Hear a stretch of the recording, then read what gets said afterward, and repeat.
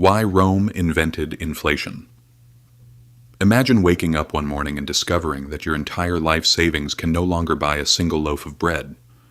The coins in your pocket look exactly the same as they did yesterday. They carry the same emperor's face. They have the same size, the same weight, and the same official value. But somehow they are worth less. Bread costs more. Wine costs more. Taxes keep rising. Merchants begin refusing your money, and people start hiding the older coins because they know those are more valuable. It sounds like a modern economic crisis. Yet this happened nearly 2,000 years ago. Long before central banks, stock markets, or paper money, the Roman Empire experienced one of history's first major inflationary disasters. And the most surprising part is this. Rome caused much of the problem itself. This is the story of how the greatest empire in the ancient world slowly destroyed the value of its own currency, and why the lessons from that collapse still matter today. To understand what happened, we first need to understand why Roman money was so powerful. At the height of its empire, Rome controlled nearly a quarter of the world's population. Its territory stretched from Britain in the northwest to Egypt in the south, and all the way to modern-day Iraq in the east. Thousands of miles of roads connected cities, ports, and military outposts. Merchants traveled across continents carrying goods that ranged from olive oil and wine to silk and precious spices. Holding such a vast empire together required more than military power. It required trust. And that trust was built on one small silver coin known as the denarius. Introduced around 211 BC, the denarius quickly became one of the most respected currencies in the ancient world. People accepted it almost everywhere because they knew exactly what they were receiving. Unlike modern currencies, Roman coins had intrinsic value. Their worth came from the precious metal they contained. A silver coin was valuable because it was made of silver, not because a government declared it valuable. For generations, this system worked remarkably well. Trade flourished, businesses expanded, cities became wealthier. Taxes flowed steadily into the imperial treasury. The Roman economy became one of the strongest the world had ever seen. But maintaining an empire of that size was incredibly expensive. Every frontier required soldiers. Every city needed roads. Aqueducts had to be repaired. Ports needed maintenance. Public buildings demanded constant investment. The emperors also spent enormous sums entertaining the population with gladiator games, massive festivals, and free grain distributions. Keeping the people happy was almost as important as defeating enemies on the battlefield. For a long time, Rome paid these costs through conquest. Every new territory brought treasure, gold, silver, slaves, and additional tax revenue. Expansion fueled prosperity. But eventually, Rome reached its limits. There were fewer wealthy kingdoms left to conquer. Military campaigns became more expensive than profitable. The flow of precious metals into the empire began to slow. Government expenses, however, continued to grow. This created a serious financial problem. Today, governments facing budget deficits often issue bonds or borrow money.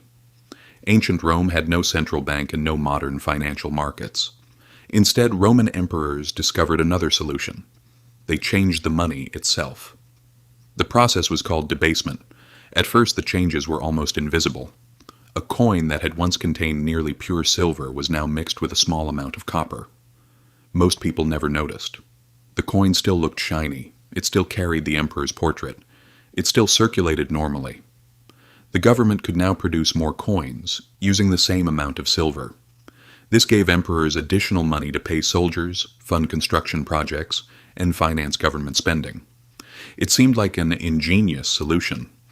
If 1 kilogram of silver could produce 1,000 coins yesterday, reducing the silver content meant it could now produce 1,200, then 1,500, then even 2,000 coins.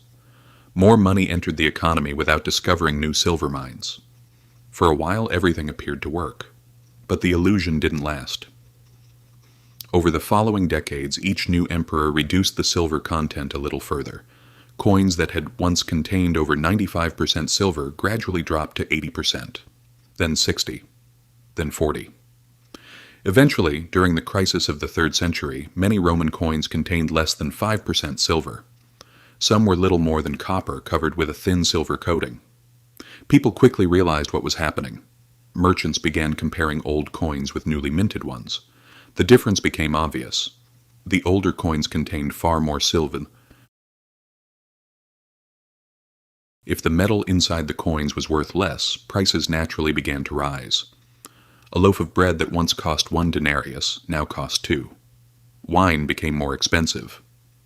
Tools became more expensive. Workers demanded higher wages because their salaries bought less food. Inflation had arrived. But something even worse began to happen. People kept the older, high-quality coins instead of spending them. They melted them down or hid them away. Why spend a coin made of real silver when you could spend one made mostly of copper? The better coins disappeared. The worse coins remained. Centuries later, economists called this Gresham's Law. Bad money drives good money out of circulation. As confidence in the currency weakened, inflation accelerated. The government responded by minting even more coins. Unfortunately, creating more low-quality money only pushed prices higher. A dangerous cycle had begun. More government spending required more coins. More coins reduced purchasing power. Higher prices demanded even more spending. Each attempt to solve the crisis made it worse. Political instability made everything even harder. Between 235 and 284 AD, dozens of emperors ruled Rome. Many lasted only months before being overthrown or assassinated. Each emperor needed the army's loyalty.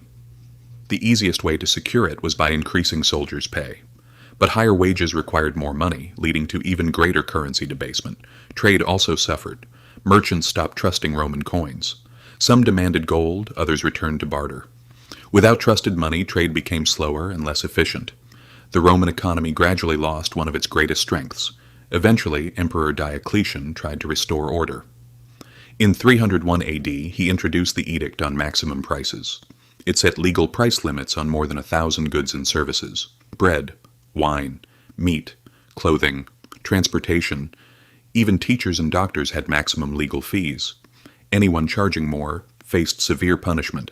The idea seemed simple: make high prices illegal. But it failed. Merchants stopped selling goods. Others turned to black markets. Shortages spread across the empire. Price controls could not stop inflation. Eventually, the law was abandoned. By then, the damage was done. Inflation alone did not destroy Rome. The empire also faced invasions, civil wars, disease, and political corruption. But a weak currency made every crisis worse. Without trusted money, taxes became harder to collect. Trade slowed, investment disappeared, economic confidence faded. The Roman experience teaches a timeless lesson. Money is valuable because people trust it. When that trust disappears, inflation can reshape entire civilizations.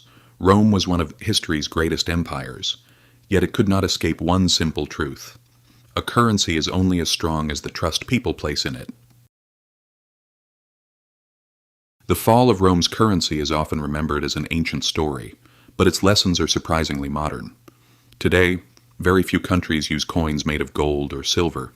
Most of the world's money is no longer backed by precious metals. Instead, modern currencies are backed by something far less tangible: confidence. Every dollar, euro, pound, or yen has value because millions of people believe it will still have value tomorrow. That belief keeps economies moving. People accept money for their work. Businesses invest in the future. Banks make loans. Governments collect taxes. Trade continues. But when that confidence begins to fade, the consequences can spread quickly. History has shown this time and time again. From the hyperinflation of Germany in the 1920s, to Zimbabwe in the 2000s, and more recently, Venezuela. Each crisis had its own unique causes, but they all shared one common element. People eventually stopped trusting the currency. Some rushed to buy food before prices increased again. Others exchanged their savings for gold, foreign currencies, or anything that could hold its value. Once that cycle begins, reversing it becomes incredibly difficult. This is why modern central banks place so much importance on controlling inflation. Their goal is not to eliminate inflation entirely. A small amount of inflation is considered normal in most economies. Instead, they try to prevent people from losing confidence in the value of money. Because confidence is the foundation of every financial system. Rome never had a central bank. It never had economists studying monetary policy. It relied on emperors making short-term decisions to solve immediate problems. Those decisions may have helped for a few months, but they created consequences that lasted for generations. Looking back, the Roman Empire teaches us that economies rarely collapse overnight. They weaken slowly. One decision at a time, one crisis at a time, one coin at a time. By the time people realize something is wrong, the damage has often been building for years. Perhaps that is why the story of Roman inflation continues to fascinate historians and economists alike, not because it is simply about ancient coins, but because it reveals something timeless about human nature. Money is more than metal, more than paper, more than numbers on a screen. It is a shared belief, and throughout history, whenever that belief has been broken, even the world's greatest civilizations have discovered how fragile prosperity can truly be.